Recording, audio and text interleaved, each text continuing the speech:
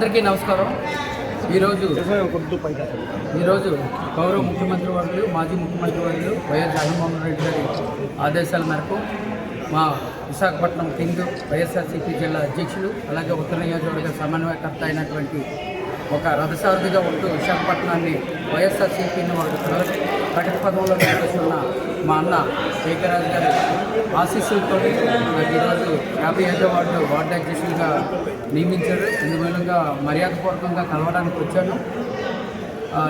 ఈ యొక్క కార్యక్రమానికి ఇచ్చేసినటువంటి నా 55వ వార్డు మహిళలకి, యువతికి, పెద్దలకి ప్రతి ఒక్కరికి కూడా పేరు ధన్యవాదాలు తెలియజేసుకుంటూ అలాగే ఆ పాత్రికేయ మిత్రులకు కూడా నా ప్రత్యేకమైన ధన్యవాదాలు తెలియజేసుకుంటూ ముందుగా ప్రస్తుతం కూటమి ప్రభుత్వం ఇంకా 2 సంవత్సరాలు అవ్వకముందే భయాందోళనలోని బతుకుతున్నారు.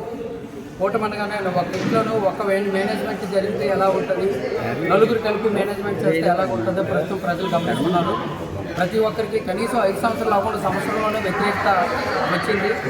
ఈ విషయాన్ని ప్రతి ఒక్కరు ప్రజలు ఎప్పుడు ఎలక్షన్ వస్తుందా, మేము మంచి వ్యక్తి జగనన్న పథకాలు ఇంటికి వచ్చి ఇచ్చేవారు, మాకు ఏ కష్టమైనా ఏం జరిగినా కూడా వాలంటరీ విభాగం అంతా మా ఇంటి దగ్గరకు వచ్చి మీ కష్టాలు ఏంటని తెలుసుకునేవారు.